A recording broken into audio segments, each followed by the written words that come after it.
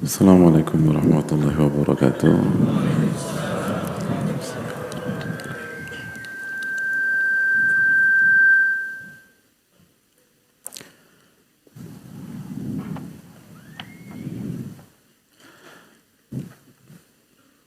Innal hamdalillah nahmaduhu wa nasta'inuhu wa nastaghfiruh wa na'udzu billahi min shururi anfusina wa min sayyiati a'malina. Man yahdihillahu fala mudilla lahu wa man yudlil fala hadiya lahu. Nashhadu an la ilaha illallah wahdahu la syarika lah wa anna Muhammadan abduhu wa rasuluh. Ya ayyuhalladzina amanu taqullaha haqqa tuqatih wa la tamutunna illa wa antum muslimun. Ya ayyuhan nasu taqu rabbakum alladzi khalaqakum min nafsin wahidah wa khalaqa minha zawjaha wa batha minhuma rijalan katsiran wa nisaa'a. Wattaqullaha alladzi tasaaluna bihi wal arham innallaha kana 'alaikum raqiba. Ya ayyuhalladzina amanu taqullaha wa qulu qawlan sadida yuslih lakum a'malakum wa yaghfir lakum dhunubakum wa may yuti'illaha wa rasulahu faqad faza fawzan 'azima. Fa inna asdaqal hadithi kitabullah wa khairul hadi hadi Muhammadin sallallahu alaihi wasallam wa syarrul umuri muhdatsatuha wa kullu muhdatsatin bid'atin wa kullu bid'atin dhalalah wa kullu dhalalatin finnar. Allahumma inna nas'aluka ilman nafi'a wa na'udzubika min ilmin la yanfa'. Allahumma 'allimna ma yanfa'una wanfa'na bima 'allamtana. Allahumma aslih lana umurana kullaha wa aslih wulata umurina wa umura baladina wa sya'bina wa ansurna wal muslimin al madlumin fi Filistin wa fi kulli makan innaka waliyyu dzalika wal qadiru alaih. Alhamdulillah, kita panjatkan puji dan syukur kita kepada Allah Tabaraka wa Ta'ala atas nikmat yang Allah berikan dan Allah limpahkan kepada kita sehingga kita bisa bersua pada kesempatan kali ini dalam rangka bertakarrub, mendekatkan diri kepada Allah dan mencari ilmu nafi, ilmu yang bermanfaat bagi kita di dunia maupun di akhirat. Dan semoga Allah Subhanahu wa Ta'ala memberikan kita keberkahan dari ilmu kita, memperbaiki urusan-urusan kita, urusan pemimpin-pemimpin kita, bangsa dan masyarakat kita. Allah Maha berkuasa atas segala sesuatu. Hadirin Allah muliakan, alhamdulillah kita bersyukur kepada Rabbul Alamin atas apa yang Allah berikan kepada kita, dan khususnya nikmat iman dan nikmat Islam, nikmat hidayah, sehingga kita bisa berkumpul di majelis ilmu, khususnya di saat kondisi hari yang tidak kondusif secara teknis, karena hujan itu rahmah, hujan itu penuh dengan keberkahan, tapi memang secara teknis adalah tantangan tersendiri.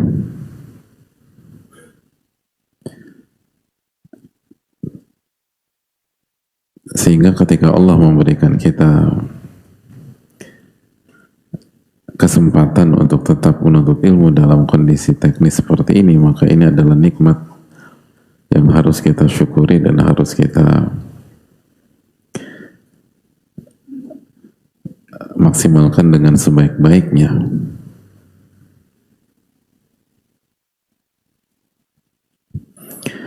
Dan kembali kita amalkan materi kita yang lalu, bahwa sebelum mulai hendaknya kita menjaga keikhlasan kita dan menjauhi semua faktor yang membuat niat kita goyah, dan kita bertekad untuk mengerjakan ibadah dengan sebaik-baiknya sampai selesai.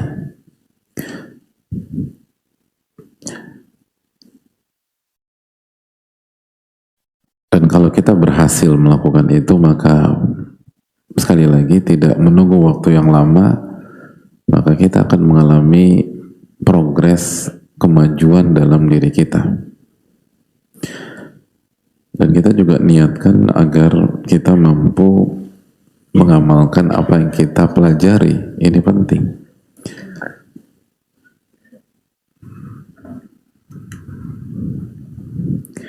Al-Hasan Al-Basri pernah menyampaikan, inna rajula la yatlubul baba minal ilmi faya'malu bih. Sesungguhnya seseorang itu jika dia mempelajari satu bab dalam ilmu, misalnya kita sekarang lagi bahas atau lagi belajar bab kesabaran, faya'malu bih, lalu yang dia pelajari itu dia amalkan, fayakunu khairan lahu minad dunya law kanat lahu faja'alaha fil akhirah.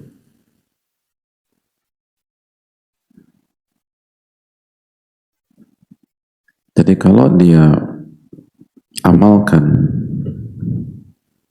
apa yang dia pelajari dengan penuh keikhlasan,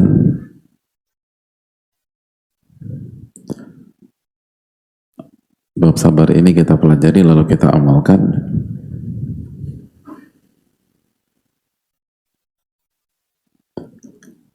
maka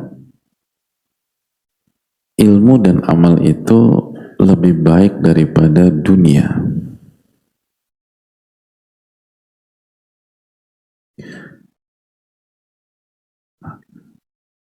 Lebih baik daripada seluruh dunia. Seandainya dunia itu semua miliknya.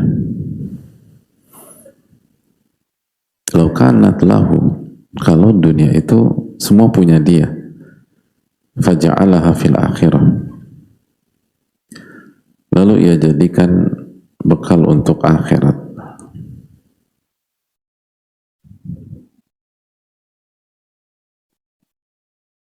Jadi hadirin Allah muliakan,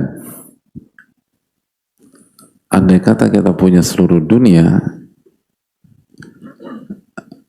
satu bab dari ilmu yang kita pelajari lalu kita amalkan itu jauh lebih baik,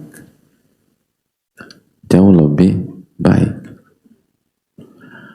Tapi pertanyaannya, siapa yang yakin dengan itu?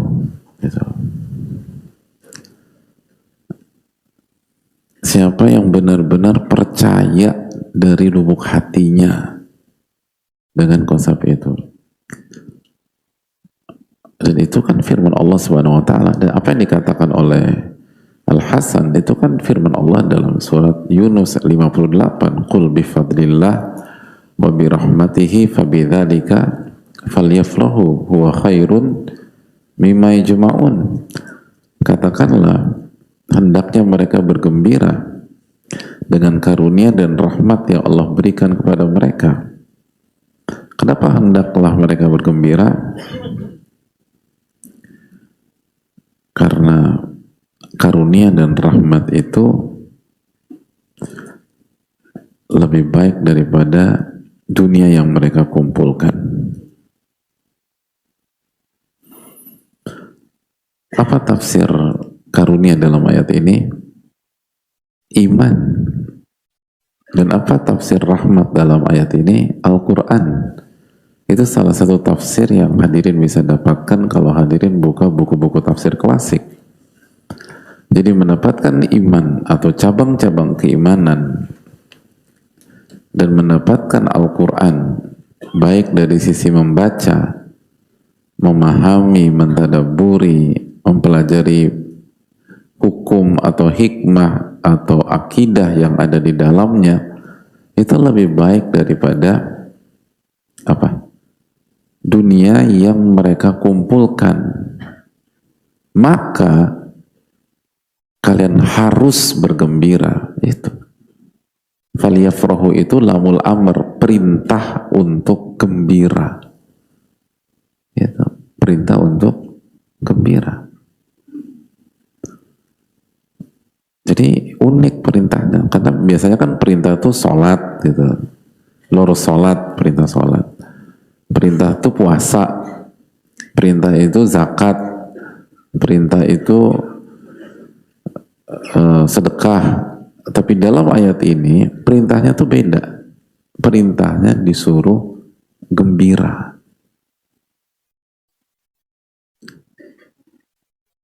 Itu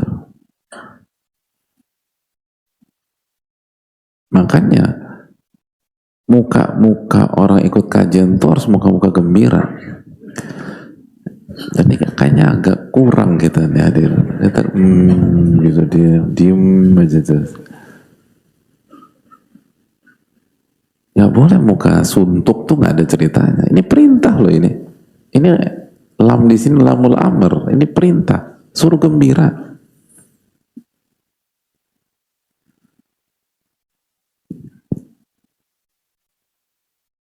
Gitu. Gitu loh. Jadi nggak ada orang apa datang ke kajian tuh murung, muka kusut, nggak ada. Harus seneng mukanya tuh.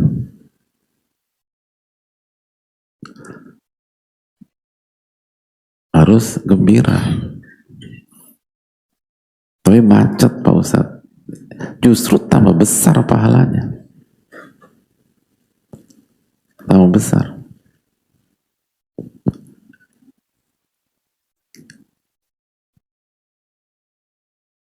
Itu poin. Kalau sore ini di masjid ini ada pembagian, setiap jamaah dapat 20 juta, kira-kira muka kayak gini nggak? Ah, itu langsung kelihatan. Muka beda. 20 juta. Apa artinya 20 juta dengan dunia seisinya? Ya itu. Ya, jadi ini, nah muka antum agak lumayan nih sekarang. Nah, bisa nggak antum pertahankan muka kayak begini sampai akhir kajian? Nah itu. Tetap senyum, senang gitu kan. Sekarang kan lagi ingat 20 juta, 20 juta, 20 juta, 20 juta, 20 juta. Itu. Jadi jangan sampai sadar atau nggak sadar 20 juta itu dalam tanda kutip lebih berharga dalam diri kita daripada iman, daripada wahyu yang para sahabat dulu pertahankan dengan nyawa, bukan dengan uang lagi, nyawa mereka pertahankan.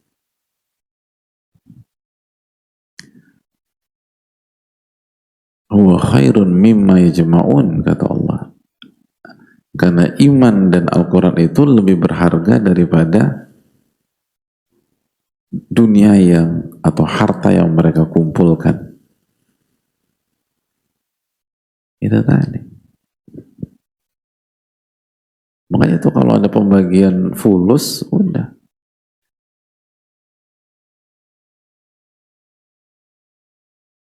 Mau ada kendala apapun di jalan, maju terus. Kenapa?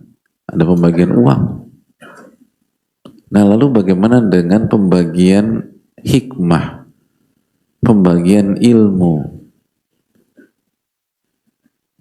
pembagian warisan para nabi, khususnya nabi kita Sallallahu Alaihi Wasallam. Jadi jangan dikit-dikit uzur Pak Ustadz, uzur. Ya uzur gak ada masalah dan setiap orang bertanggung jawab dengan Rabbnya Subhanahu Wa Taala. Tapi kalau dia dihadapkan dengan pembagian dunia, kira-kira kalimat itu diangkat apa enggak? Itu. Nah kenapa kalau dunia totalitas, tapi sedangkan akhirat,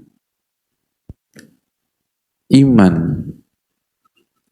yang merupakan sumber kebahagiaan dunia akhirat, kita nggak semangat.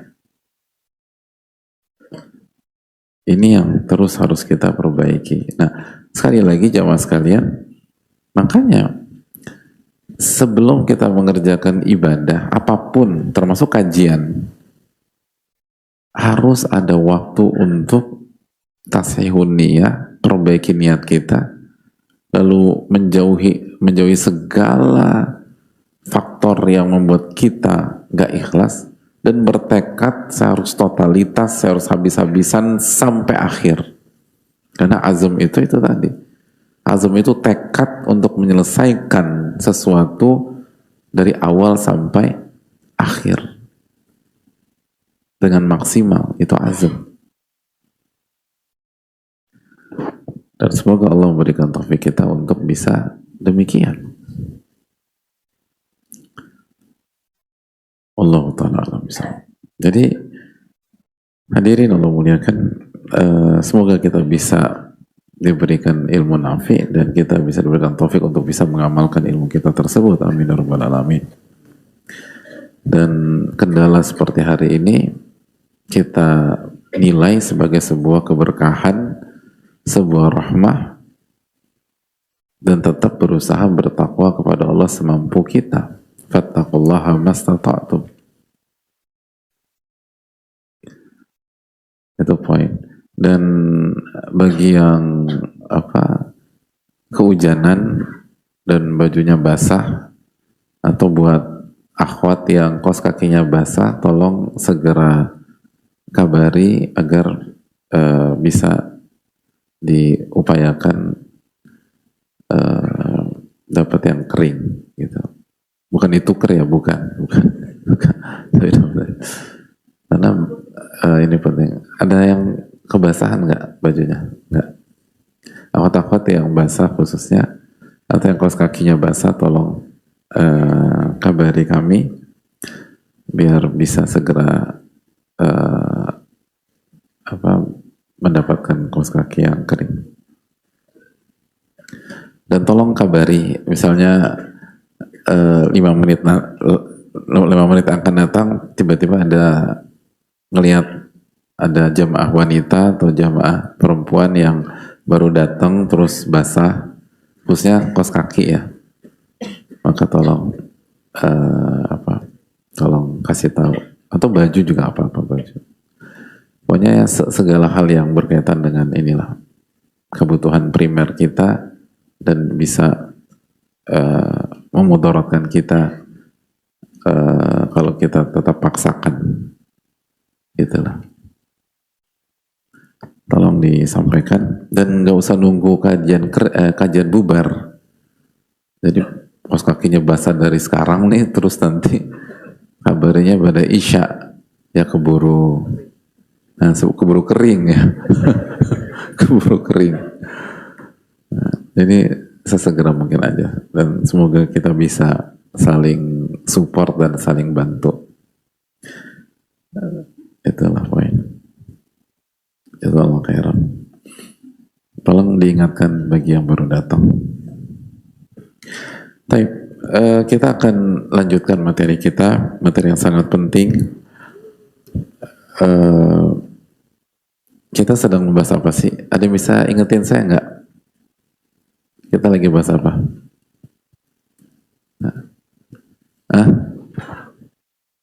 Sabar sebelum ibadah. Sabar sebelum ibadah. Iya. Gimana ceritanya? Jadi sebelum ibadah tuh harus sabar dan niatin ini biar azam biar sampai selesai gitu. Sungguh-sungguh pas ibadah. Jadi sebelum ibadah harus sabar. Sebelum ibadah harus? Iya, sebelum. Sabar? Iya, harus. Dalam hal apa? Dalam berazam. Dalam apa? Azam. Azam? Siapa tuh azam? Sungguh-sungguh, biar niatnya tuh sungguh-sungguh biar kita sapu bersih gitu. Oh, yeah. Jadi azam itu adalah tekad untuk mengerjakan sesuatu, menyelesaikan sesuatu dari awal sampai akhir. Betul. Bukan setengah-setengah. Jadi bukan setengah-setengah. Terima kasih. Ya. Dan tolong diamalkan jamaah. Karena percuma kita dapat emas tapi kita nggak amalkan, percuma. Ini dampaknya besar banget. Dan kita hanya butuh waktu singkat kok, tapi konsisten. Jadi konsisten. Makanya harus apa namanya, harus ada keluangan waktu sedikit aja ya untuk itu. Karena ini penting. Makanya ibadah tuh kan jangan sampai mepet-mepet lalu terburu-buru. Makanya coba lihat simpel ya, ibadah sholat gitu. Lihat bagaimana Allah Subhanahu Wa Taala men-set itu gitu loh. Nggak langsung qomat. Padahal kan bisa masuk waktu qomat langsung, enggak kan? Adzan dulu. Lalu ada sholat sunnah dulu, gitu loh. Orang dikasih waktu persiapan. Bahkan ada pertanyaan, sebenarnya durasi antara adzan dan qomat tuh berapa menit sih? Panjang silang pandangan para ulama kita, rahimahullah ta'ala.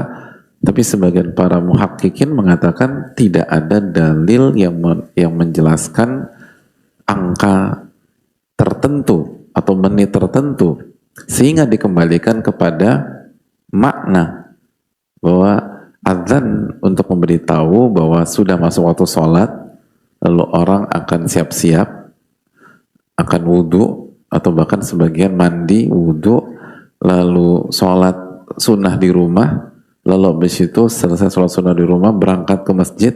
Sunnahnya berangkat ke masjid gimana? Lari-lari, sprint, maraton, jalan cepat, jalan tenang kan, jalan tenang, jangan buru-buru, jangan tergesa-gesa, gitu loh. Lalu sampai ke masjid, lalu dia bisa dapat takbiratul ihram. Jadi artinya kita dikasih waktu untuk ini, gitu loh.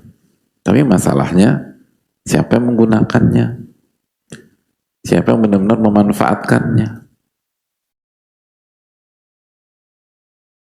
Itu kan hal penting.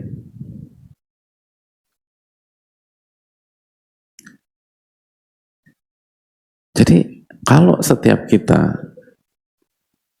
pada saat sholat ngejaga si titik ini, itu sholat kita akan berkualitas.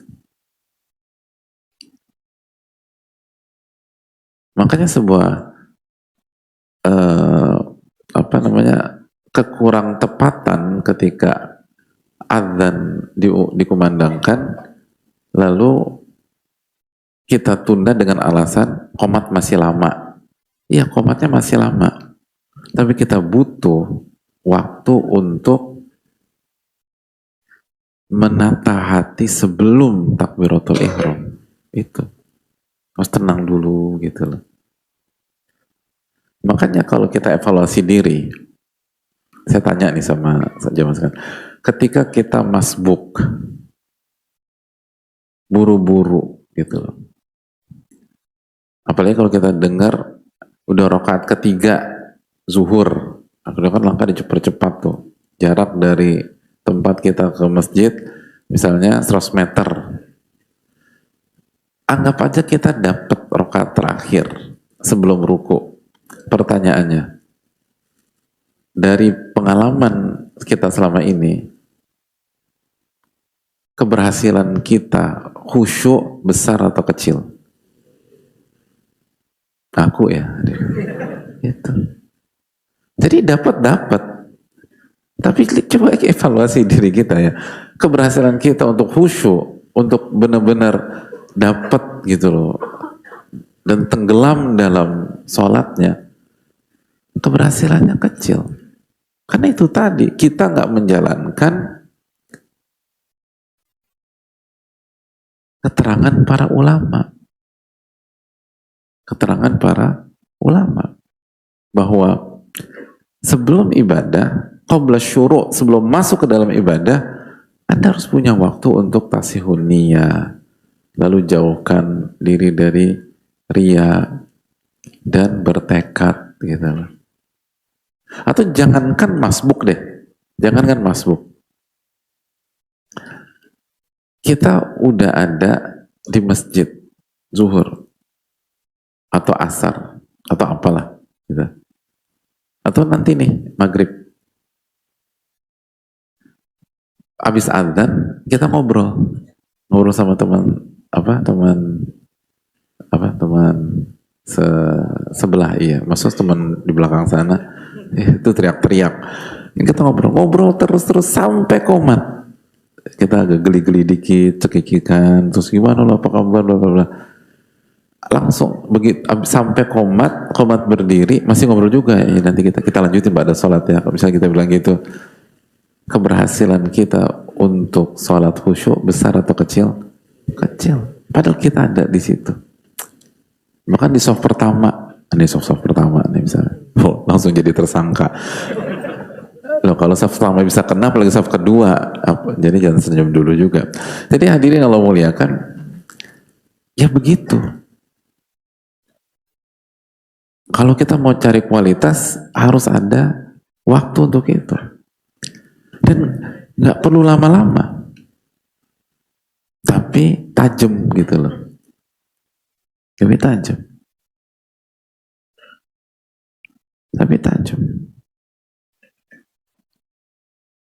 Jadi hadirin Allah muliakan, itu yang perlu kita tanamkan bersama-sama.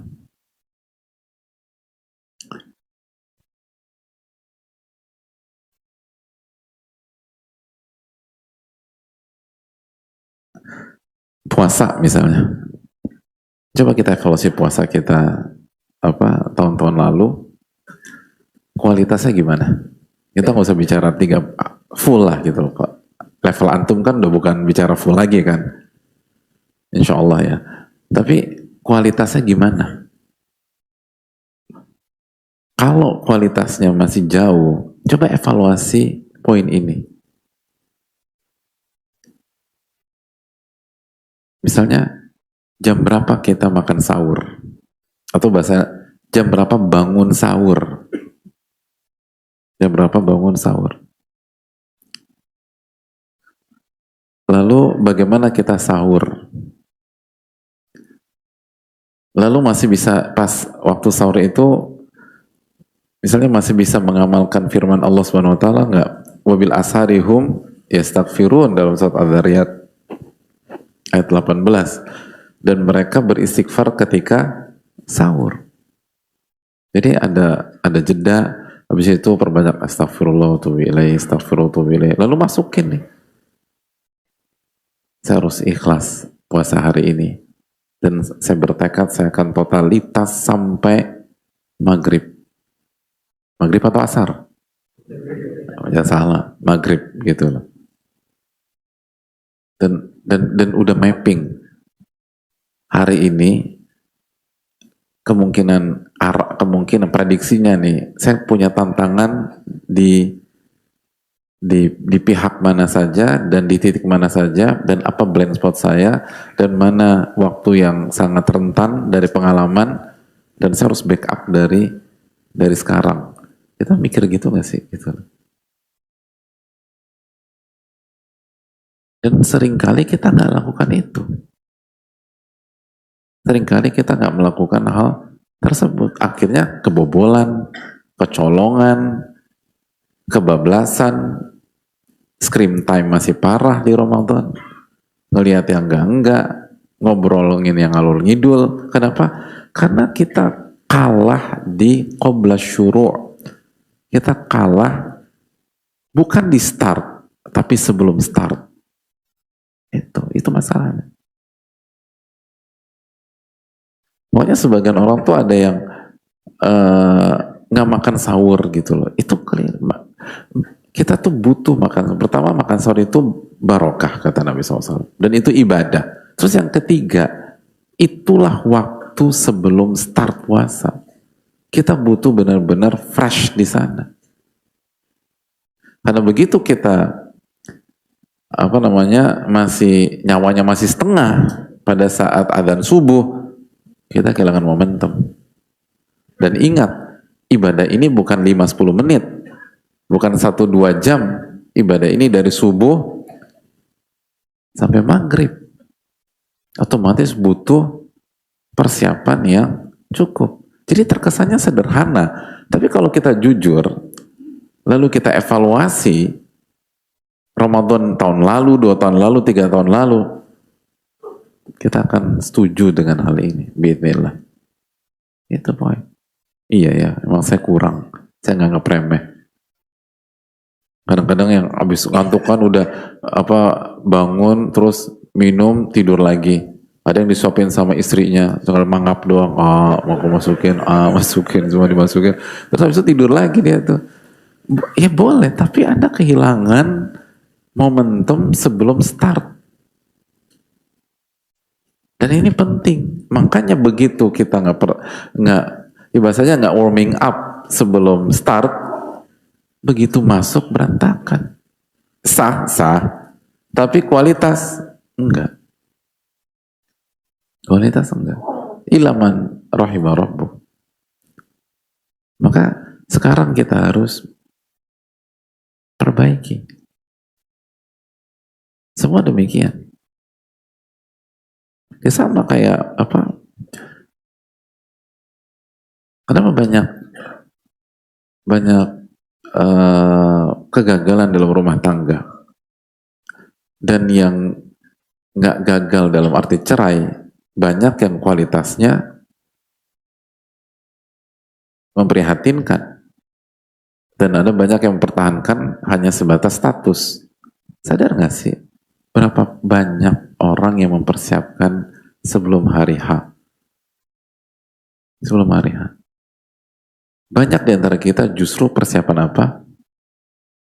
Venue, terus apa lagi? Outfit, wardrobe, terus catering, gitu. Survei catering bisa 2-3 kali, dan enak kan, gratis, gitu. Nyoba, kurang, nyoba lagi, kurang, gitu. Emang nggak boleh? Boleh. Tapi kapan persiapan niatnya ini? Kapan persiapan keikhlasannya? Kapan persiapan tekadnya? Bahwa ketika saya putuskan menikah dengan beliau, ini artinya saya akan perjuangkan sampai titik darah penghabisan. Itu. Nggak dikit-dikit marah, cerai. Atau ceraikan aku, Mas, kalau kau jantan ceraikan aku. Nah, ini bicara kejantanan kan repot, hadirin. Jadi kalau kita evaluasi waktu sebelum nikah, kita nggak ada waktu untuk ini. Waktunya teknis, dan terbukti teknis lancar. Kan coba orang yang sangat fokus dengan venue, sangat fokus dengan catering, sangat fokus dengan outfit, ada seragam dan lain sebagainya, sangat fokus dengan bahkan sampai berinteraksi dengan para profesional, kan terbukti hari hanya berhasil. Karena jangan salah paham, saya bicara dalam konteks positif. Kenapa berhasil? Karena persiapan.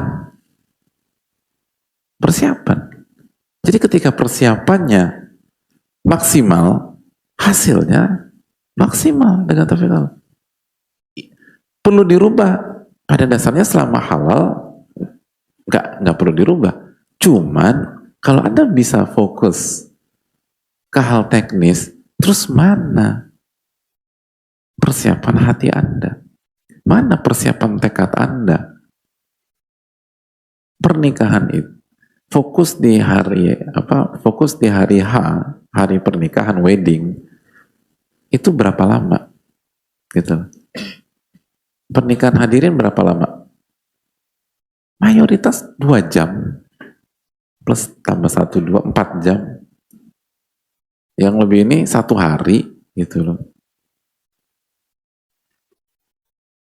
Sedangkan ujian jiwa, ujian hati, dan ujian tekad di rumah tangga berapa jam? Oh itu. Tapi mana persiapan kita? Itu kan poin. Jadi ini real. Apa yang dikatakan oleh Ibnu Qayyim rahimahullah sangat real. Ini blind spot kita selama ini. Ini yang kita lupakan selama ini. Padahal ini dampak yang, atau ini hal yang sangat berdampak besar dalam kehidupan kita. Itu poin. Yang kalau kita bisa benar-benar, maka Allah akan memberikan taufik kepada kita. Jadi ini pelajaran mahal. Sebelum masuk ke dalam ibadah, sebelum start ibadah, harus ada waktu persiapan batin. Harus ada waktu persiapan hati. Harus ada pengkondisian niat. Dan harus ada pengkondisian azam atau tekad. Kalau kita ingin berhasil menjalani sebuah ibadah. Sama kayak kajian. Sebelum berangkat kajian, buat 5 menit. Atau berapa waktu. Ini saya mau nyari apa di kajian hari ini. Apa niat saya? Allah terima apa enggak? Terus. Dan nggak boleh lakukan sesuatu yang membuka pintu riya, membuka saya dipuji oleh orang karena saya ngaji, atau saya ikut kajian, atau saya jadi panitia, atau apapun. Saya harus tutup semuanya. Itu idealnya dari rumah bicara demikian. Lalu saya akan bertekad kajian sampai selesai. Gitu. Sampai selesai. Kecuali ada uzur. Karena itu tekad. Kalau kita bisa lakukan itu terus rutin dan itu menjadi karakter dalam kehidupan kita, itu luar biasa. Itu yang perlu kita camkan bersama-sama. Oke. Kita masuk yang kedua. Al-halatu tsaniyah. Kondisi yang kedua. Dalam konteks sabar mengerjakan ketaatan. Yang pertama, sebelum memulai. Adapun yang kedua, as-sabru halal amal. Bersabar pada saat kita mengerjakan amal tersebut. Bersabar di saat kita mengerjakan amal tersebut. Sedang beramal, di tengah-tengah mengerjakan amalan itu.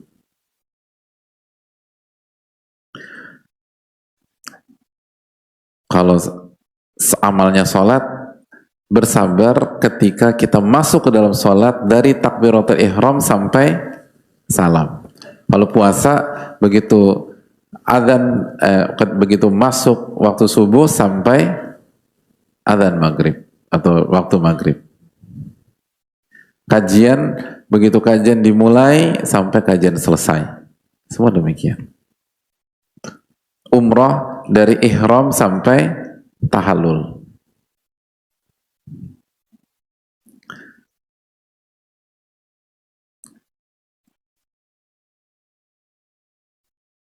Apa yang harus dilakukan? Ini menarik, sangat menarik.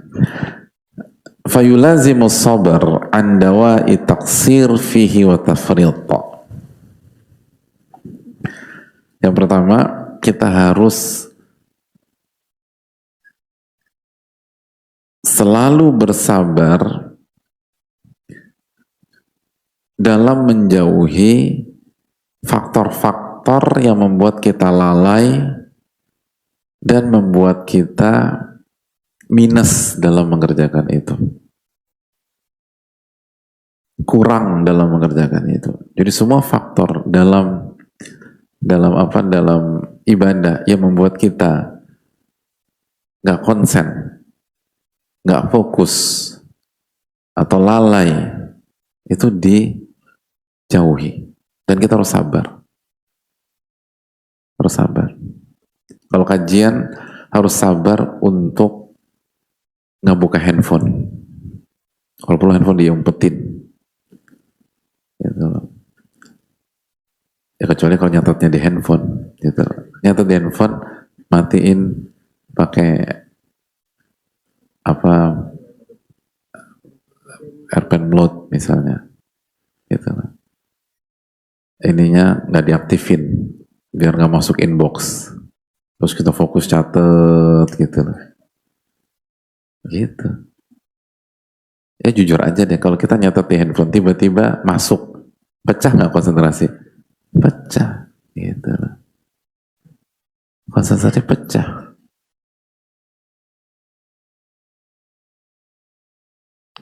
Gitu.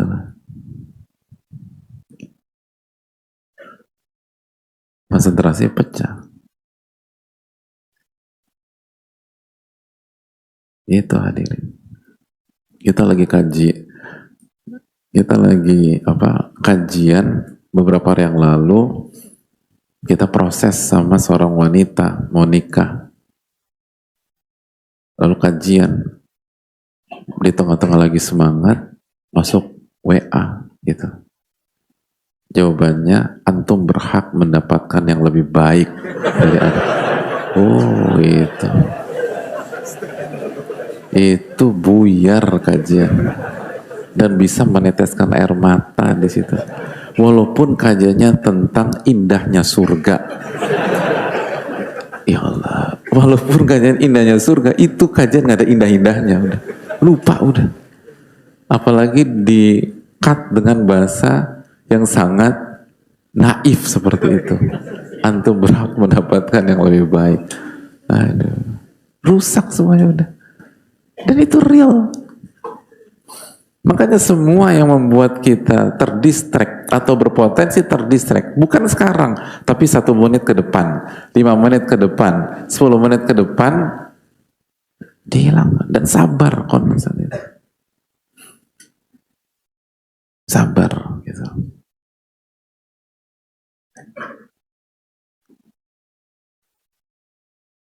Itu poin.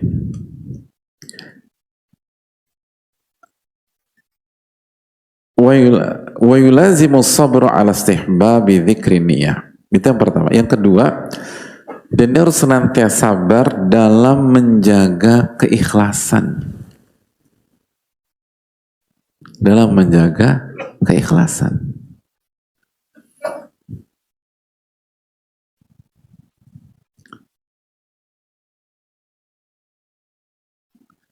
Karena bisa jadi masuk ke dalam ibadah ikhlas.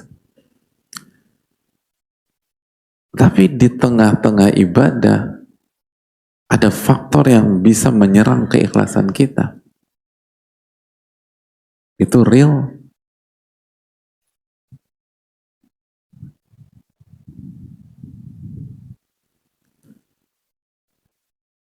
Itu real.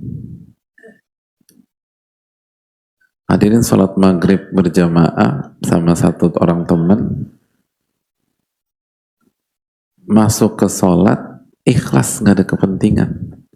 Rakaat kedua ada yang masbuk, calon mertua, oh itu goncang. Itu rencana baca Inna A'thainaka Al-Kautsar bisa jadi Al-Baqarah masuk. Bisa. Itu.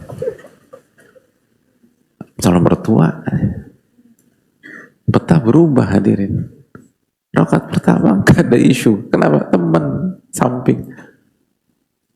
Begitu calon mertua yang masuk, kok tahu? Begitu sebelum masuk suaranya kedengeran, gitu lah. Itu bisa rubah surat hadirin. Semua itu butuh kesabaran. Semua butuh kesabaran. Gak gampang. Gak mudah. Susah. Gitu lah. Jadi jangan pernah remehkan masalah ini. Jangan pernah remehkan masalah ini.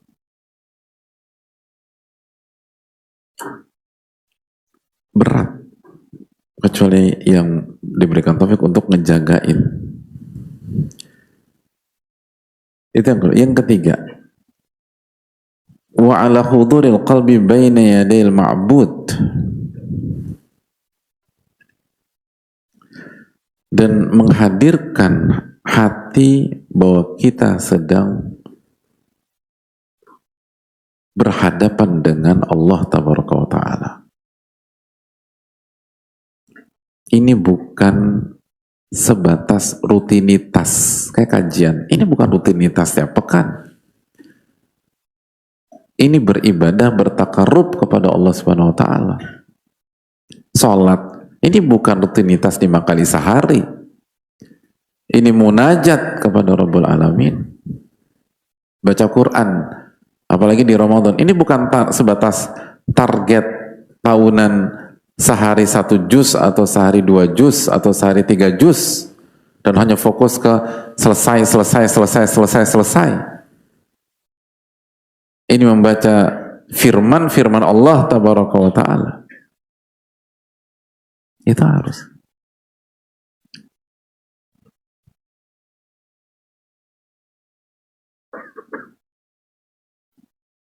Ini penting. Seringkali kita lupa itu. Kenapa? Khususnya amalan-amalan yang rutin.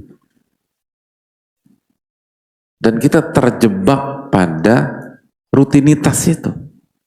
Sehingga tidak ada rasa. Hambar, plain.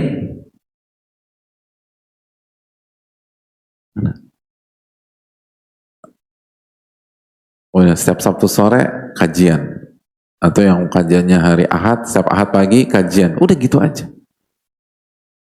Gak ada lagi rasa bahwa saya akan belajar ilmu Allah Tabaraka wa Ta'ala. Wahyu yang Allah wahyukan kepada Rasulnya SAW. Yang diperjuangkan oleh Rasulnya SAW dengan segenap jiwa raga beliau SAW. Beliau dicela, beliau difitnah, beliau dicaci, beliau dimaki, beliau mau dibunuh,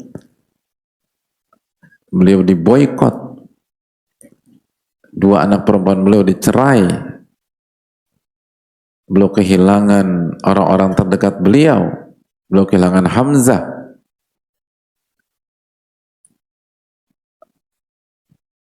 Demi apa? Ilmu yang kita pelajari hari ini.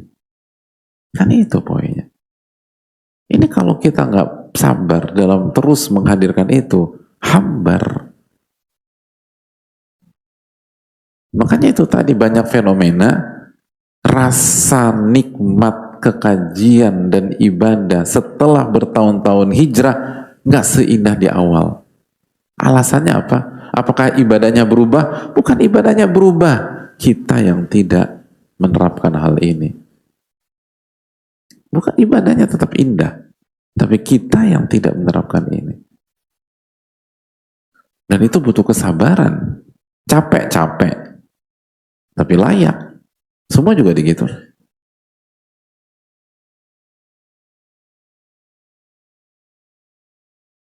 Ini layak. Lalu yang berikutnya ini sangat menarik. Wa alla yansahu fi amrih, dan kita harus sabar sehingga kita tidak melupakan Allah di saat menjalankan perintah Allah Tabaraka wa Ta'ala. Dan ini ironis sekali. Dan kalau kita nggak sabar, kejadian kita melupakan Allah di saat kita mengerjakan perintah Allah Tabaraka wa Ta'ala. Ini salah satu ironi dari hal-hal yang paling ironis di dunia. Lalu Ibnul Qayyim memberikan sebuah catatan penting. Tolong catat baik-baik. Kata ucapan falaisa sya'nu fi fi'lil ma'mur, parameternya bukan sebatas mengerjakan perintah, bukan. Parameternya bukan sebatas mengerjakan perintah. Bali sya'nu kullu sya'ni, tapi parameter yang hakiki adalah alla yansal amira halal ityani bi amrih. Parameter yang hakiki adalah tidak melupakan pemberi perintah ketika sedang mengerjakan perintahnya.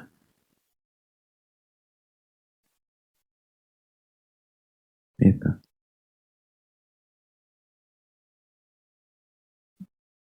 Jangan sampai kita lupa kepada yang kasih perintah pada saat kita sedang mengerjakan perintahnya. Itu paling penting. Bukan sekedar ngerjain perintah. Enggak. Ini paling penting. Parameternya bukan mengerjakan perintah. Tapi parameternya adalah mengingat yang memerintah pada saat menjalankan perintah.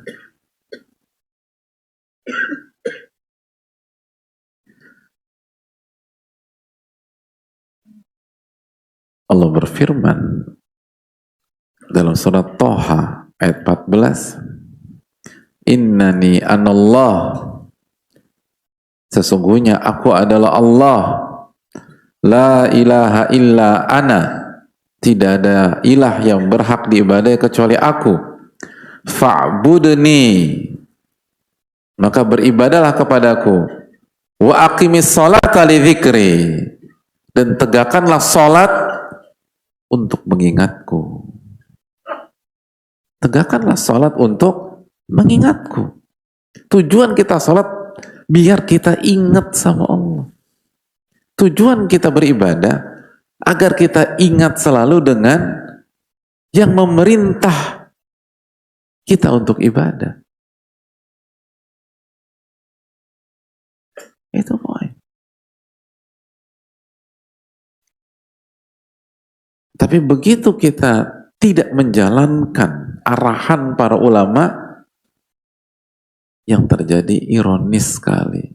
Justru kita lupa sama Allah di saat kita sedang menjalankan perintahnya subhanahu wa ta'ala. Sangat ironis.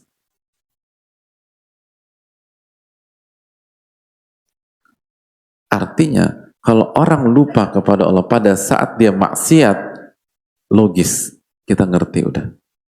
Jelas itu. Tapi ada orang sholat lupa sama Allah, ada orang datang ke kajian lupa sama Allah, ada orang berpuasa lupa sama Allah, terjadi. Kenapa? Karena kita nggak mempersiapkan.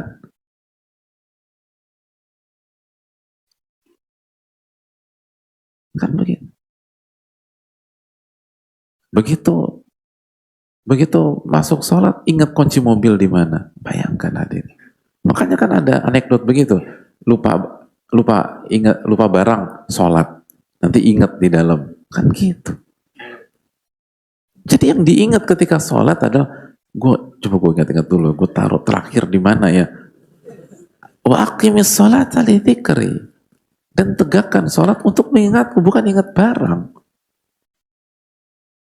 Bukan ingat kunci. Bukan ingat surat-surat. Ingat Allah tabaraka wa ta'ala. Dan itu terjadi. Dan kita alami. Bukan 1, 2, atau 3 kali. Illa man rahimah rabbu, kecuali dirahmati oleh Allah tabaraka wa ta'ala. Nah, ini penting.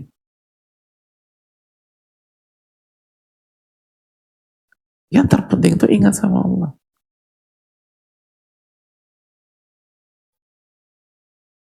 Dan itu bisa. Orang sholat lupa sama Allah. Orang puasa lupa sama Allah. Orang zakat lupa sama Allah.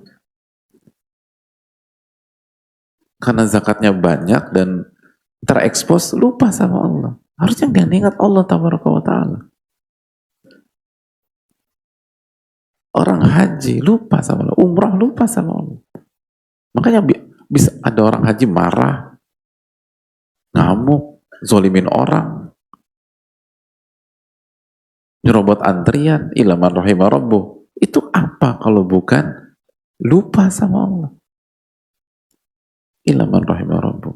Ribut sama suami istri.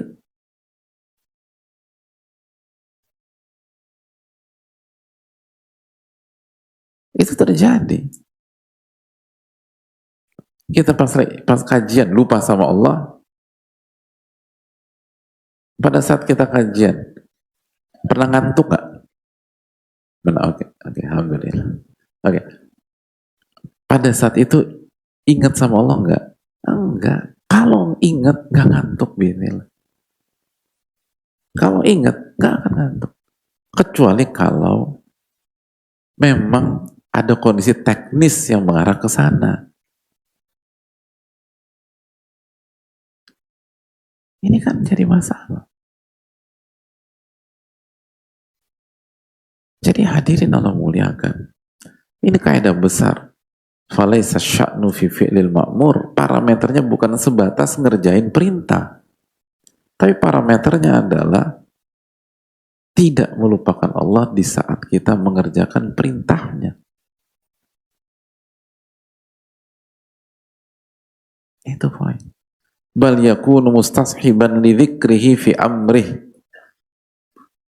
Sehingga dia selalu mengingat kepada Allah, mengingat Allah di saat mengerjakan perintah-perintah Allah tabaraka wa ta'ala. Ini kita baru bicara amal-amal yang durasinya singkat. Sholat 5 menit sampai 10 menit. Kita belum bicara amal-amal yang durasinya panjang. Seperti pernikahan, seperti didik anak. Itu lebih pelik lagi hadirin. Makanya kalau kita nggak fokus ke sini, lepas semua. Terbukti kok, ibadah yang hanya 5-10 menit aja, kita gagal ketika kita nggak memperjuangkan ini. Dan hadirin Allah muliakan, ketika kita merasa, tapi kok susah ya Ustadz? Ya memang susah, kan kita lagi bahas tentang sabar. Wasabru dia, kata Nabi SAW. Jangan pernah lupa itu. Sabar itu dia. Seperti terkena sinar yang panas. Sabar gak mudah. Jadi ketika kita kesulitan untuk mengingat Allah di saat kita ngaji, di saat kita di majelis taklim, di saat kita sholat, di saat kita puasa, di saat kita bayar zakat, di saat kita haji atau umrah, di saat kita jadi suami, di saat kita jadi istri, di saat kita didik anak, itu wajar. Bahkan disitulah hakikatnya. Makanya ibadahnya adalah sabar. Sabar, emang susah. Gak mudah.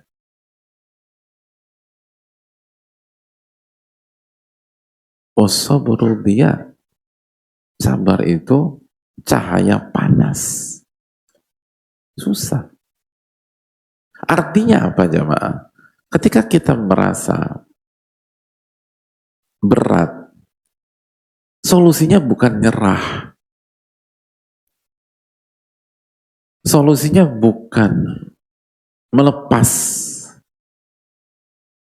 Solusinya pertahankan. Dan yakinlah, bukan kita saja yang mengalami ini, semua kita ngalamin. Semua kita ngalamin. Dan satu-satunya cara adalah sabar. Semua. Kita harus tahan. Kita harus lawan. Kita harus perjuangkan. Itu satu-satunya cara. Semua kita ngalamin itu. Kita nggak sendirian kok. Bukan hanya kita yang merasa. Dan ketika kita berat banget, itu bukan tanda kemunafikan. Apa aku munafik ya? Enggak. Semua ngalamin itu. Wasabru dia. Makanya kan Ibnu Munkadir pernah mengatakan apa? Kabatu nafsi arba'ina sana hatta istaqamat. Ibnu Munkadir, gurunya Imam Malik gurunya Imam Syafi'i, rahimahumullah. Al-Imam Ibnu Munkadir yang gelarnya Sayyidul Qurra,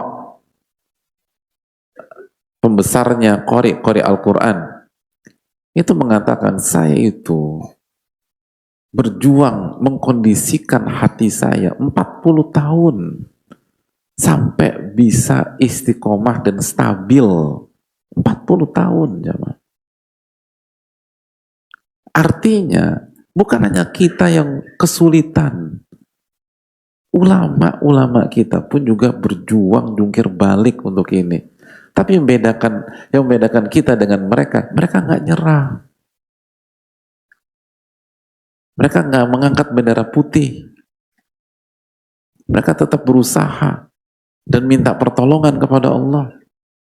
Mereka kuat dalam isti'anah. Iyyaka na'budu wa iyyaka nasta'in. Mereka coba lagi, gagal coba lagi, gagal coba lagi.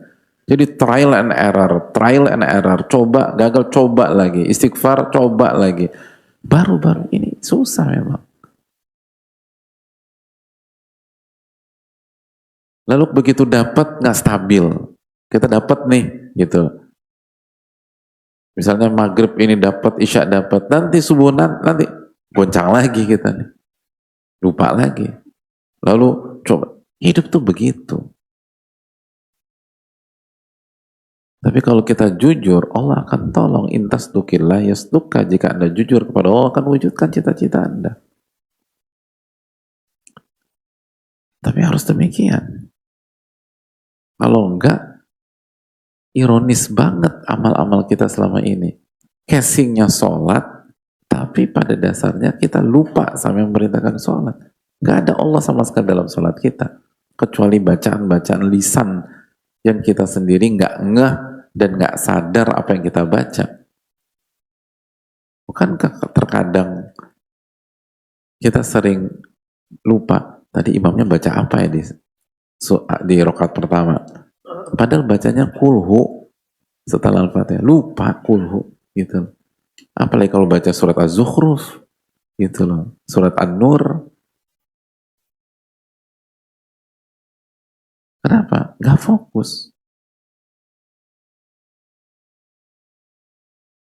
Terkadang pada saat kita ingat semuanya, dalam tanda kutip ya, semuanya kecuali Allah.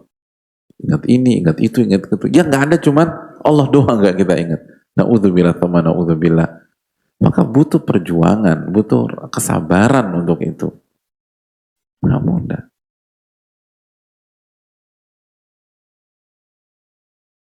Makanya tenang, gitu, tenang. Itu penting. Kalau enggak berhasil hadir. Ini butuh kesabaran.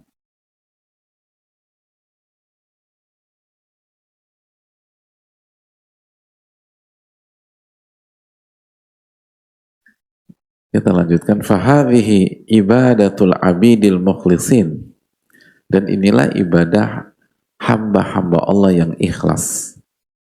Fahuwa muhtaj ila sabar. Dia butuh akan kesabaran. Ala tawfiyatil ibadati haqqaha bil qiyami bi adaiha wa arkaniha wa wajibatiha wa sunaniha. Untuk menyempurnakan ibadah yang dia kerjakan. Sapu bersih dalam menunaikan hak-hak ibadah tersebut. Rukunnya, kewajibannya, sunnah-sunnahnya. Itu semua butuh kesabaran. Wa ila sabr ala istishabi dzikril ma'budi fiha. Dan tadi dia butuh kesabaran agar selalu ingat sama Allah yang memerintahkan dia. Wa ala yashtagil anhu bi ibadati. Jangan sampai lisan membaca Al-Fatihah, tubuh ruku dan sujud, tangan bersedekap, tapi hati sibuk dan tidak sempat mengingat Allah Subhanahu wa Ta'ala. Na'udzubillah. Jangan sampai terjadi. Jangan sampai kita datang jauh-jauh ke kajian, udah jauh rumah, macet, kehujanan, begitu sampai di kajian, kita nggak ingat sama Allah Subhanahu wa Ta'ala, lupa sama Allah. Yang kita ingat ketemu teman, nanti ketemu sahabat, nanti ketemu ini, ketemu itu. Allahnya lupa. Gak ingat sama sekali sama Allah. Jadi udah capek-capek, semua udah dilakukan, tangan udah catat gitu loh. Tapi hati lupa sama Allah. Ini yang jangan sampai terjadi. Padahal kan tujuan ilmu itu kan ingat dan rasa takut kepada Allah. Laisal ilmu bikathrati riwayah wa innamal ilmu khasyah. Ilmu itu bukan banyaknya meriwayatkan. Ilmu itu bukan banyaknya menyampaikan. Ilmu itu bukan banyaknya mencatat semata. Ilmu itu rasa takut kepada Rabbul Alamin. Itu ilmu. Itu poin.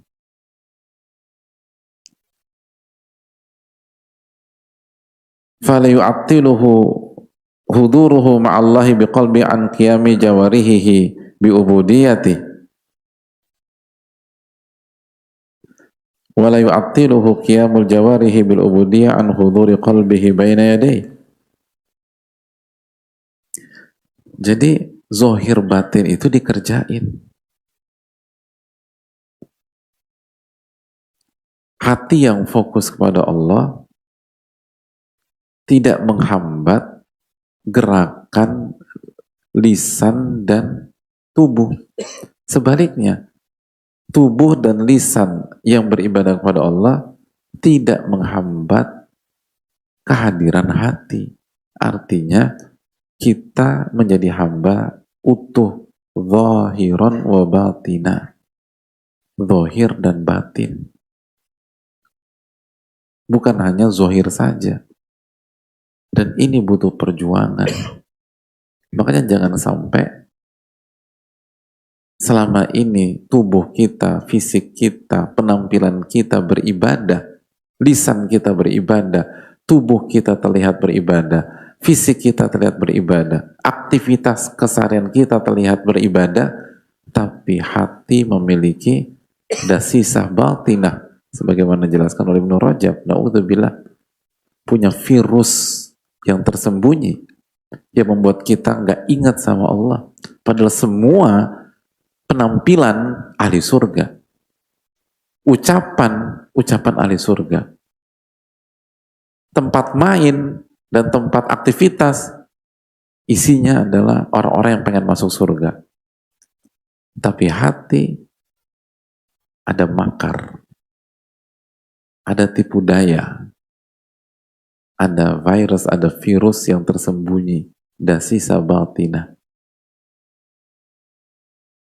Yang itu yang membuat kita su'ul khotimah. Kan itu.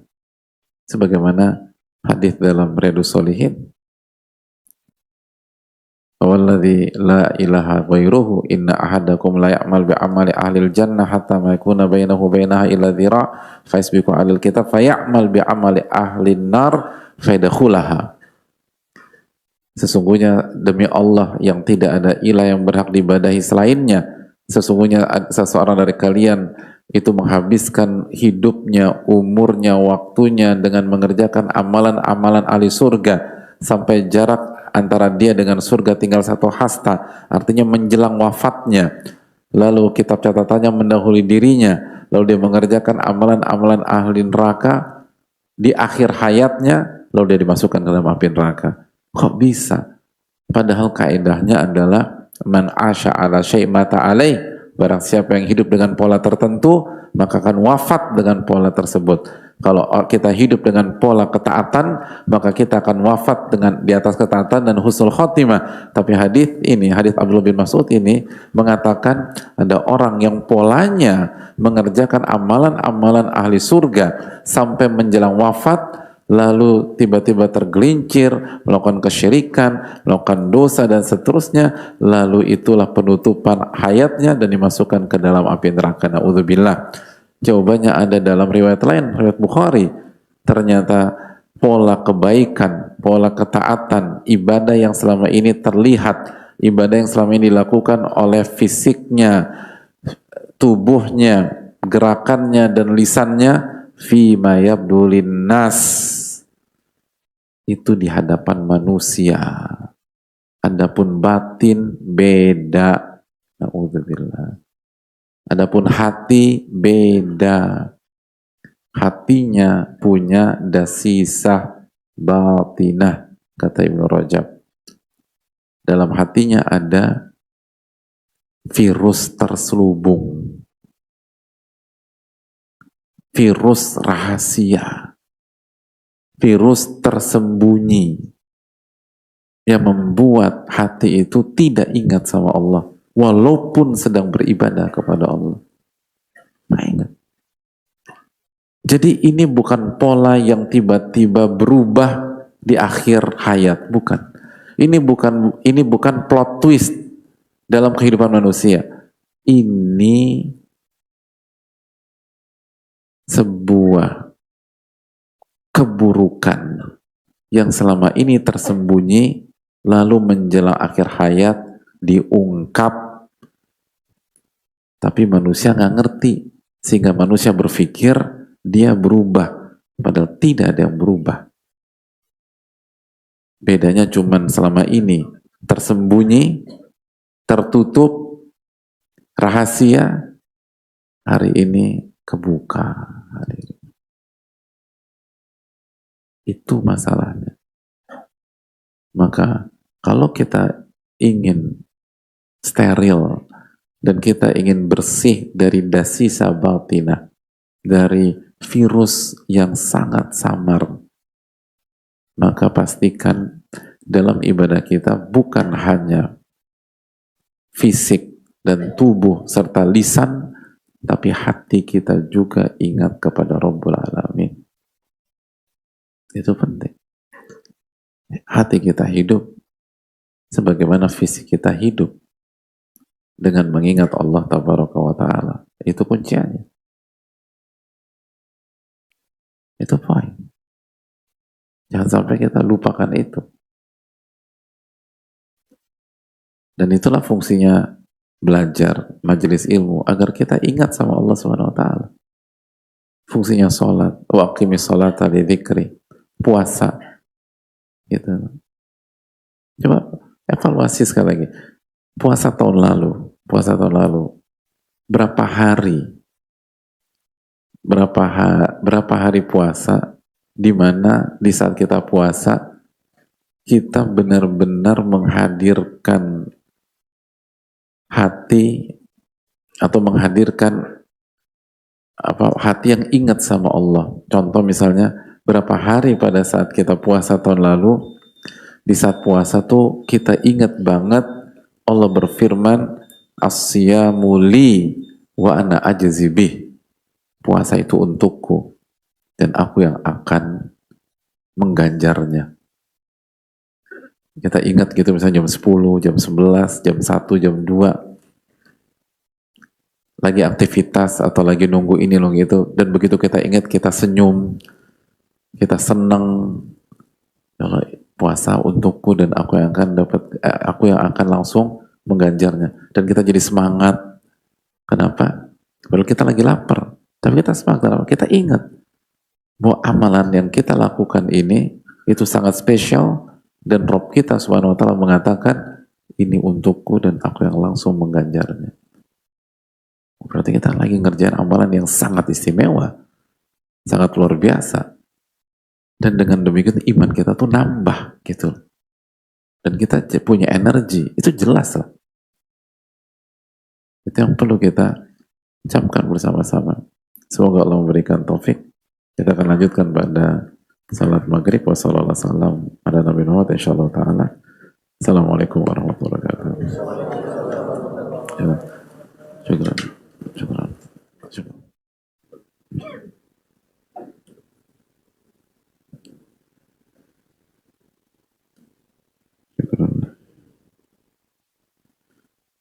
Assalamualaikum warahmatullahi wabarakatuh. Bismillahirrahmanirrahim. Alhamdulillahi rabbil alamin. Wa bihi nasta'in ala umuri dunya wa din. Wassalatu wassalamu ala ashrafil anbiya wa mursalin. Wa wa ala alihi wa sahbihi ajma'in wa ba'd. Allahumma inna nas'aluka ilman nafi'a wa na'udzubika min ilmin la yanfa'. Kita buka sesi tanya jawab, semoga Allah memberikan kita ilmu nafi'.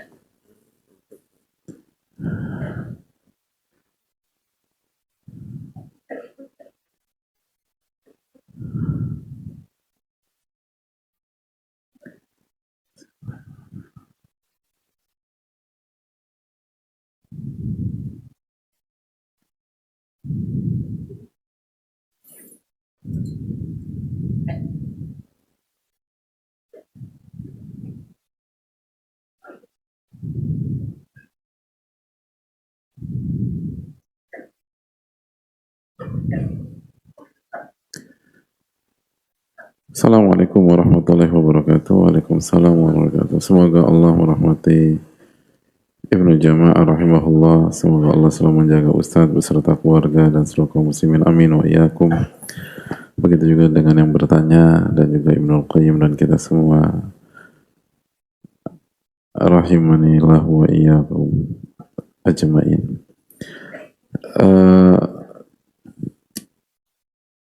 Saya kerja di lingkungan yang orang-orang sholat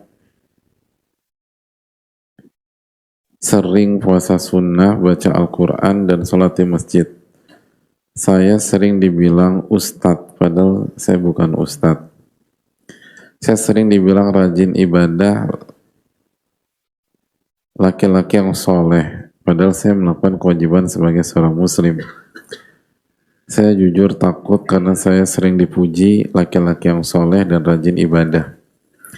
Saya takut kalau saya ibadah bukan pengen dapat pujian. Saya takut kalau saya ibadah cuma ingin dapat pujian manusia. Jujur, ketika dipuji suka terbang. Dan suka gitu Ustadz, apalagi kalau dipuji sama akhwat-akhwat. Sama akhwat, satu aja satu. Gak banyak. Satu akhwat. Caranya biar saya tetap niat ibadah semata mencari ridho Allah bagaimana ya? Semoga Allah mudahkan Ustadz untuk menjawab. Yang pertama,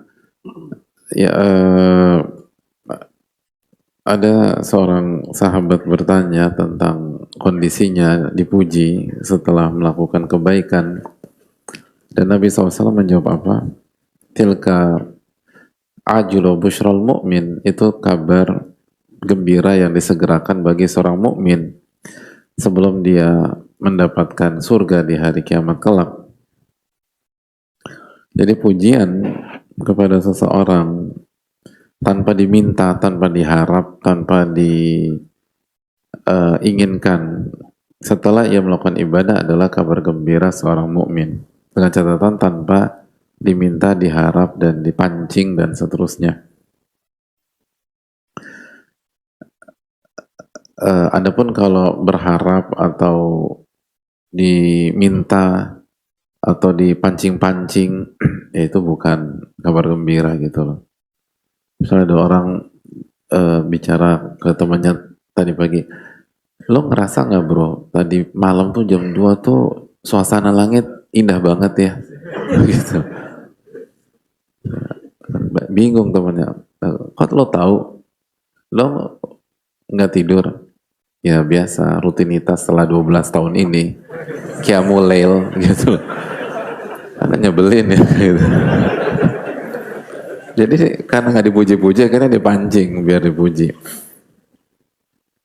Nah kalau kayak gitu ya bukan. Tapi kalau kita nggak ingin dipuji, kita justru khawatir dipuji, tapi ada orang muji kita, semoga itu tanda atau kabar gembira yang disegerakan oleh Allah Subhanahu Wa Taala. Itu yang pertama. Yang kedua, rahimallahu mar'an arafa qadra nafsi. Semoga Allah merahmati orang yang tahu kapasitas dirinya. Artinya terkadang pujian pun nggak sesuai pada tempatnya. Sebagaimana itu tadi dan itu banyak di banyak lingkungan di masyarakat itu rajin sholat berjamaah atau bahkan rajin sholat aja. Karena banyak banget atau mayoritas orang nggak sholat di lingkungan tersebut, maka yang sholat udah dapat gelar ustadz gitu loh. Jadi nggak perlu mondok, nggak perlu madrasah, nggak perlu belajar jurumiyah, nggak perlu segala macam, udah dapat gelar ustadz. Dan itu eh, jelas tidak tepat. Nah, dalam konteks ini kita dituntut oleh para ulama tahu kapasitas diri. Rahimallahu mar'an arafa qadra nafsi. Allah merahmati orang yang tahu kapasitas dirinya, tahu kapasitas diri, sehingga dia tuh tidak terbang ketika dipuji, khususnya pujian di atas kapasitasnya, dan dia tahu ini nggak benar, dia tahu ini nggak benar. Bahkan para ulama itu bermain di level yang lebih tinggi lagi. Syalbani rahimahullah ta'ala pernah dipuji sebagai ahlul hadith hadal asar, pakar hadith abad ini, dan pujian itu benar gitu loh. Tapi beliau langsung mengkoreksi di majelis dan beliau menyatakan itu tidak tepat, dan beliau menyatakan saya hanya tuwailib gitu loh, saya hanya tuwailibul ilm. Ilm itu, tuwailib itu ismu tasgir dari talib. Talib itu penuntut ilmu, tuwailib itu junior gitu loh, newbie dalam menuntut ilmu kalau bahasa kita sekarang. Jadi kalau beliau newbie, kita apa ya, bingung juga loh. Kalau Syalbani newbie, kita tuh playgroup aja nggak cocok buat kita ini lah. Dan itu ketawaduan. Jadi sampai para ulama dipuji sesuai dengan kapasitasnya, mereka nggak mau. Syekh Shalih Fauzan di majelis beliau pernah dipuji sebagai ulama dunia. Beliau mengatakan, faqad rafa'tumuni fawqa manzilati.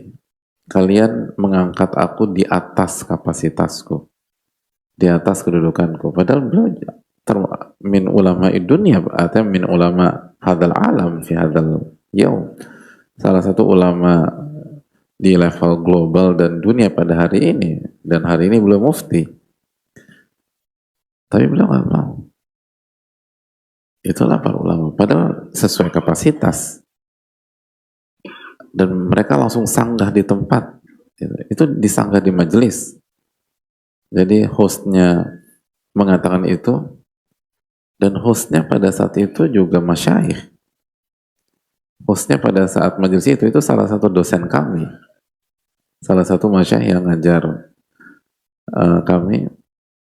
Jadi dan bukan orang sembarangan, artinya bukan ABS, bukan penjilat, bukan yang nggak ngerti apa-apa, enggak. Hostnya jago banget malah. Itu salah satu dosen kesukaan kami di waktu itu. Tapi dipotong di majelis. Faqad rafa'tumuni fawqa manzilati. Kalian ngangkat saya di atas kapasitas saya. Nah, itulah para ulama. Nah, kita memang butuh contoh-contoh seperti itu, hadirin sekalian. Jadi harus ada perasaan tidak nyaman diperlakukan seperti itu. Lalu yang berikutnya, ini pelajaran bagi kita bahwa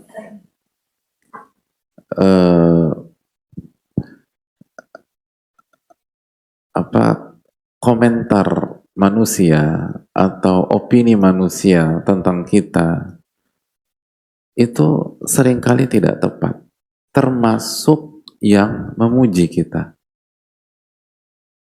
Dan seringkali kita nggak fair, kita nggak adil. Kita hanya menyikapi dalam tanda kutip, kalau opini orang kepada kita tidak tepat dan negatif, baru kita nggak terima, gitu loh. Tapi kalau opini orang tidak tepat, cuman positif, terima, gitu. Senyum-senyum, gitu-gitu. Tapi kalau opini orang pada kita atau komentar orang pada kita nggak benar dan negatif, ini fitnah, gitu loh. Tapi kalau positif, emang kita bilang fitnah, antum jangan fitnah Anda, gitu loh. Karena bukan ustadz, gitu. Karena tuntut pada hari kiamat, gitu. Lo, ada nggak begitu? Gitu. Anda nggak terima antum bilang gini, Anda masih jauh dari kesolehan, ini fitnah, gitu. Pernah nggak antum gitu? Nggak ya? Alhamdulillah, senang. Gitu. Ini kan terbang nih. Terbukti kita bisa menguap begitu loh. Loh, dan itu yang dilakukan Imam Nawawi rahimahullahu taala ketika beliau mendapatkan gelar Muhyiddin. Ketika beliau dapat gelar Muhyiddin, apa kata beliau? Apa kata beliau? Lam aj'al apa beliau bilang apa sih? Kalau saya lupa ya, subhanallah. Jadi man laqabani Muhyiddin, lam aj'al lahu hillan man laqabani min aw kama qala. Saya nggak akan halalkan orang yang memberikan gelar Muhyiddin kepada saya. Saya nggak akan halalkan. Saya akan tuntut sampai hari kiamat. Bayangkan itu. Makanya karya beliau begitu berkah ya karena itu. Karena beliau benar-benar menjaga hati. Beliau benar-benar konsisten dan nggak nyaman dengan pujian dan benar nggak suka dengan pujian orang. Ma'aja'alu fi hillin man laqabani Muhyiddin. Nah itu. Aku nggak halalkan orang yang memberikan gelar kepadaku Muhyiddin gitu. La ja'al fi hillin man laqabani Muhyiddin. Gitu. Itu real. Padahal itu enggak ada sisi, dan yang kasih gelar itu kan ulama juga tuh. Dan ada sisi benarnya, tapi belum nggak terima. Sedangkan kita jelas-jelas nggak benar gitu loh. Tapi senang gitu loh. Bahagia itu tidak. Tapi kalau negatif tersinggung. Padahal kan dua-duanya fitnah itu. Benar nggak sih? Fitnah itu definisinya apa sih? Menyampaikan sesuatu bukan pada tidak sesuai dengan realita, itu fitnah. Ya itu. Makanya terkadang marilah kita evaluasi diri kita sendiri gitu loh. Itu penting. Dan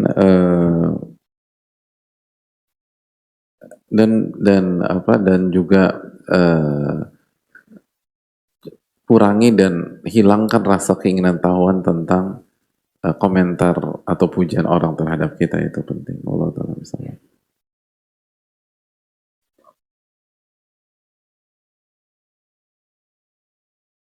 Dan kuncinya apa? Kuncinya materi yang kita bahas. Sabar di sebelum dan ketika sedang mengerjakan, dan habis ini kita akan pelajari setelah kita mengerjakan ibadah. Dan menarik, ada beberapa mind blowing dan atau hal-hal baru yang diangkat oleh Ibnu Qayyim. Allah Ta'ala misalnya. Assalamualaikum warahmatullahi wabarakatuh. Waalaikumsalam warahmatullahi wabarakatuh. Semoga Allah merahmati para ulama, ustadz, keluarga, tim, serta kita semua. Amin wa yakum. Ustadz, apakah dalam Islam beauty privilege itu ada? Karena di real life katanya dunia hanya untuk si cantik. Dan saya merasakannya. Tidak dipilih, tidak dianggap. Sedih banget kan Ustadz? Bagaimana cara menghilangkan insecure? Karena saya trauma dan menganggap semua laki-laki itu, semua ikhwan itu hanya melihat dari fisik saja. Emang benar? Antum hanya saya. Benar katanya. Astagfirullah. Semoga Allah mudahkan Ustaz untuk menjawab. Jazakallahu khairan, barakallahu fikum. Assalamualaikum warahmatullahi wabarakatuh. Waalaikumsalam warahmatullahi wabarakatuh. Yang pertama, Nabi SAW kan mengatakan tentang wanita soleha atau wanita yang baik kan, antasurahu idza nadhara ilaiha. wanita yang soleh itu yang menyenangkan kalau dipandang gitu. Kalau dilihat tuh menyenangkan. Menyenangkan suaminya. Jadi dan menyenangkan ketika dipandang itu lebih luas atau konotasinya luas lah. Sebagaimana juga cantik itu relatif. Cantik itu subjektif. Walaupun ada satu dua cantik itu emang ijma sih ya. Semua madhab laki-laki konsensus dia cantik. Ya ada wanita kayak gitu, tapi kan nggak harus seperti itu juga untuk mendapatkan jodoh atau untuk mendapatkan pasangan yang soleh. Dan sadar nggak sih bahwa wanita-wanita yang cantiknya ijma itu pun juga kesulitan mendapatkan laki-laki yang soleh. Iya, tenang aja. Tuh beneran. Coba tanya sama siapa? Sama diri sendiri kali ya, kalau para akhwat di belakang itu cantiknya ijma, atau tanya sama temen yang punya kecantikan seperti itu, emang gampang dapetin laki-laki yang soleh? Enggak. Dapetin laki-laki gampang.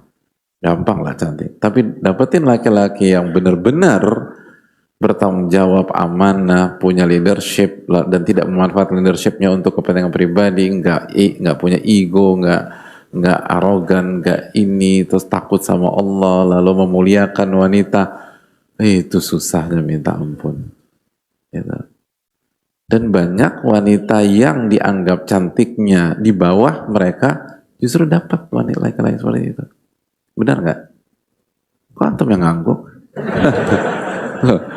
Antum harus bilang bahwa istri saya itu yang paling ini lagi itu loh. Jadi jangan berpikir demikian, susah, beneran. Jadi ada wanita-wanita yang cantiknya luar biasa, tapi apakah mereka mudah? Enggak, susah, sangat susah. Ya mereka ada inceran banyak laki-laki, tapi berapa yang soleh, berapa yang benar, berapa yang bertakwa sama Allah Subhanahu Wa Taala? Itu hal yang perlu kita camkan dalam hidup. Lalu yang ketiga, yang membuat kita terpukul bukan karena kita nggak cantik, karena tak lagi cantik itu relatif.